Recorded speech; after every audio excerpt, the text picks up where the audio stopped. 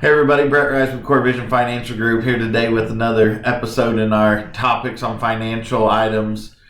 Today we're going to be talking with Bill Robertson of the Bargersville office of Core Vision. So today what we're going to do is we're going to talk about Roth IRAs and Backdoor Roth and Mega Backdoor Roth, and talking about the planning opportunity that we see there for clients that find themselves in these situations, to where they're able to contribute to those and they want to use those to, change their tax situation come retirement time. So enjoy the video. Hey, Bill, why don't you take a second, introduce yourself, refresh everybody's memory of you. Okay, thanks, Brett. I'm Bill Robertson. I work in the Core Vision office in Bargersville, Indiana, with a team of advisors and support staff, and have been working in the financial advising, financial planning business now for 24 years, helping families and small businesses accumulate wealth for retirement, and doing through some planning, helping them with tax savings, and also passing generational wealth on to their families and charities that they care about. Okay, thanks for that, Bill. So today our topic is Backdoor Roth and Mega Backdoor Roth. So let's talk about real quick, what is a Roth IRA? So a Roth IRA is a type of account, Brett, and just like an IRA is a type of account, a checking account is a type of an account. A Roth IRA specifically will allow an investor or a saver to put money in that type of an account and protect that money, any of the gains, any of the interest that those investments accumulate will be tax-free upon distribution. Okay, so how does that differ from what most people are familiar with in like a traditional IRA? Okay, so the way you would compare that to a traditional IRA or a 401k or a profit sharing plan that people often have at work is that money goes in before you've paid taxes on it, which helps with today's tax liability, but those assets will grow and be tax deferred, meaning that when you take distributions, you'll be taxed on that greater amount if the assets have grown. Oftentimes I share with clients that investing in a Roth IRA is similar to paying tax on the seed as opposed to being taxed on the harvest from that seed. Whereas a Roth IRA will give you the ability to be taxed today, and then when you harvest those gains at retirement, it'll be completely tax-free from federal and state income tax. Yeah, I think that's a great way to explain that to people when you're trying to say, hey, what's the benefit of paying taxes now, to have a larger account balance. So I like that of the harvest, is once you gather all the assets, then you got the ability to already have paid taxes on them. So let's talk about with a Roth IRA, there are some limitations to it. So let's just walk through that real quick. There are. So the IRS limits high income earners from being able to participate in the Roth IRA program. Once a household's income reaches the $200,000 level, they restrict who's eligible to participate and make contributions to a Roth IRA. There are also limitations on the dollar amount annually that you can invest in a Roth IRA. So assuming you qualify income-wise, you're under the $200,000 level per household. A married couple over age 50 can each contribute $7,000 per year to a Roth IRA. So as we talk about backdoor Roths and mega backdoor Roths, let's talk about what's the thought behind, using a backdoor Roth, and then, the long-term play on that. How does that really play into somebody's planning? Sure. So where a backdoor Roth comes in to play is if a household is earning income in excess of the $200,000, the IRS has said you cannot do a traditional Roth IRA contribution. You can do a non-deductible IRA contribution, which we then convert to a Roth IRA. So it's a workaround for high-income earners. And then a mega backdoor Roth is simply doing the same type of maneuver using a company's 401k plan And it works especially well for people who are self-employed who don't have any other employees other than maybe a spouse. It really allows clients to put up to an additional $30,000 per year into a tax-free vehicle through a couple of financial planning processes. So, we walked through the contribution limits and some of those. So when we start talking about, doing a backdoor Roth or a mega backdoor Roth, what does that actually look like? What are those steps? And, where would somebody start looking at, whether or not this is something that applies to them or would even benefit them? I think, first of all, it's important to work with a qualified professional that has some experience in these areas, because these are some niche areas of planning we don't use all the time. But when they are available, they can be very valuable over time. So start by working with a qualified professional who you trust, a financial advisor, and with your tax professional. A backdoor Roth, we would simply open a non-deductible IRA, and then we would do a converting those assets to a Roth. One thing that you have to be particularly aware of in that situation is that if you have other IRAs, not other retirement accounts, but other individual retirement accounts, there is a aggregation rule that the IRS would put into place. So you need to make sure you're working with a professional to help walk you through those steps.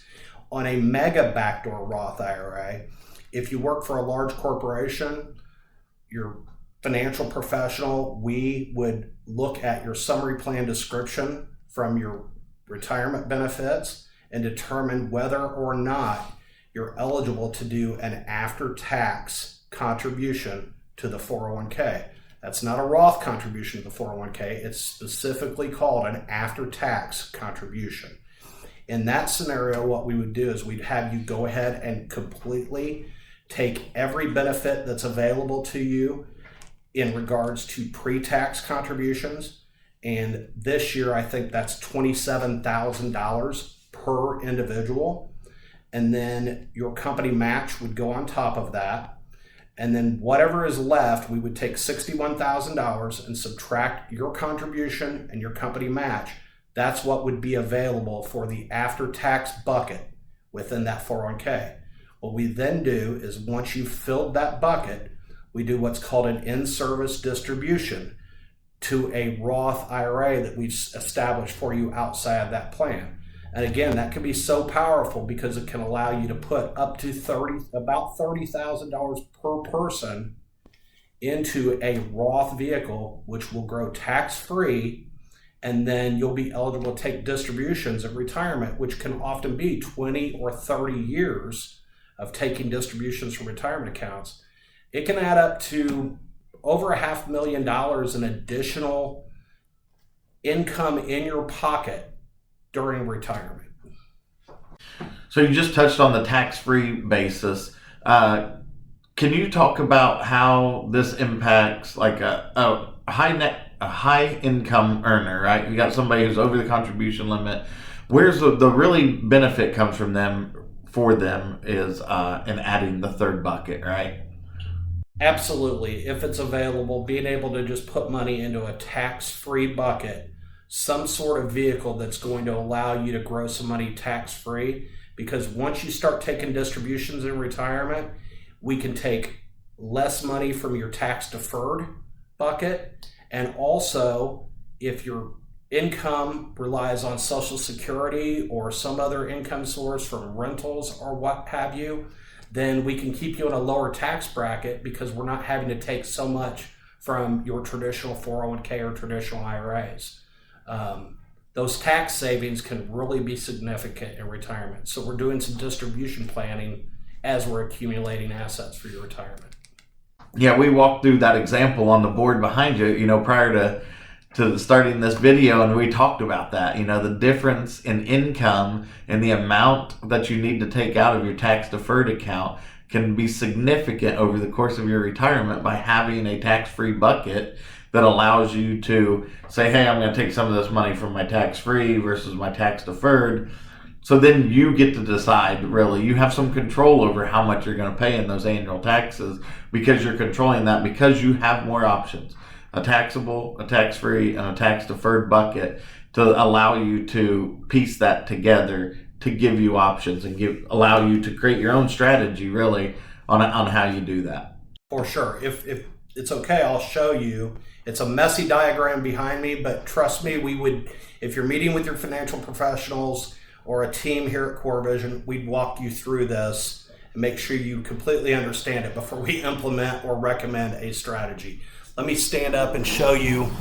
These are called tax control triangles. It's a tool we use in financial planning, especially in distribution planning. Okay, a lot of times, and so these three areas stand for tax-free. So tax-free bucket, that would include things like municipal or tax-free bonds, Roth IRAs, Roth 401ks, or potentially cash value life insurance. This is a taxable bucket, which would be things like your checking account, your savings account, stocks, bonds, real estate, Social Security income, employment income. It's anything that you currently pay tax as you go, okay? Meaning every year you're paying tax on that. With the exception of the stocks and bonds and the real estate, there's some tax breaks that we can get into at another time. This is a tax-deferred bucket, which is a 401k or potentially a variable annuity. And oftentimes when we're working with planning clients, they're coming to us a few years before retirement, and just the prevailing wisdom has been sock away as much money as you can in your retirement plans at work, and it's automatic and it's great because you're not paying taxes as you go along. But oftentimes this is an outsized portion of people's assets when they start working with a financial advisor, okay? So we see this as a good thing, but it can also be a tax time bomb come retirement when you have to start paying income taxes if you need a certain amount of income to maintain your standard of living, or there's some things you want to do in retirement that you didn't have time to do while you were working, right? All these things cost money. So this is a planning triangle that has a more balanced approach, meaning we were able to sock a lot of money away into tax-free instruments as we're accumulating assets. What that can allow us to do is some distribution planning. So not only do you diversify your assets as you're accumulating for retirement, but you're diversifying the types of accounts, as Brett mentioned. You want some money in some tax-deferred account, offset today's tax liability. You'd like to have a great deal of money in assets that eventually you can take the harvest and it's going to be tax-free. And you're going to accumulate some assets over time in whether it's Social Security income, employment income, some stocks, bonds, real estate, so on and so forth. So in this particular example, what I'm trying to show, and again, we would draw this out individually for a client, is that when a client needs $150,000 per year from their various retirement accounts, if they were to take the money out and 100 of it had to come from their 401k or their retirement plans, and then 50 had to come from employment income, business income, Social Security, what is left is they're paying about 27% between federal and state income taxes. And that's if Congress doesn't raise the tax rates, right? That's today's tax rates. So that would leave from the 401k $73,000 of net income, and then $37,000 from their Social Security and taxable income, for a grand total of $110,000 without any type of tax planning or strategy, right? If we're able to balance that out where you only need to take $50,000 from your 401k, you're able to draw $50,000 from tax-free accounts and still have your $50,000 from Social Security, employment income, real estate, or stocks and bonds. Now you're looking at paying much less in taxes. You're paying zero taxes on this bucket. Your tax rate went down on your taxable bucket in both cases because you're only drawing 100 versus 150. And you wind up with a net income of $134,000 with this tax planning strategy, which is $24,000 more per year in net income which who couldn't use that or like that, right? And then if you extrapolate that over a 20 or 30-year retirement, that's $500,000 to a $750,000 difference in your lifestyle during retirement. I think a big thing is, we touched on a second ago, is having the different buckets, right? To have all of those different tax treatments in each one of them that gives you the options. So if you wanted to take $150,000, you had options where the source of that income. And I think that's a huge deal, and that's, we'll continue to talk about why we think working with a professional to get these options, to have somebody work through them and give you an idea of, hey, what this could look like in retirement or 15, 20 years down the road, how's that look? So to Bill's point, step one in this process is finding a financial professional that you trust and then working with them to help develop one of these plans. So Bill, is there anything about Roth IRAs, backdoor Roths, mega Roths that we haven't touched on that you want to talk about? Not that I can think of right now, Brett. I just think it's a great strategy if you can employ it. If not, there's plenty of other strategies that we can pursue on clients' behalfs. Again, I just think it helps illustrate the value of working with a professional. These are techniques that I've learned over 24 years, so it's not something that I knew coming into the business. And that's where in the past we've talked about having a plan. We feel like is, the most important step in this is just so you understand that, hey, if I manage my income strategy in retirement, I could potentially take advantage of all these tax strategies and all these different strategies. But it's educating yourself on the options. It's working with a financial professional, and just seeing, hey, what are the options? Is it, can you do a Roth? Should you do a Roth? Walking through all of those steps with a financial professional, I think, is step one in educating yourself on, what options are out there. Wish everybody a great year. Yeah, the same. Again, Brett Rice, Bill Robertson, Core Vision Financial Group. We appreciate you taking the time to watch the video. If you ever have any questions, comments, please feel free to reach out to us. Our contact information will be at the end of this video. And thanks for watching.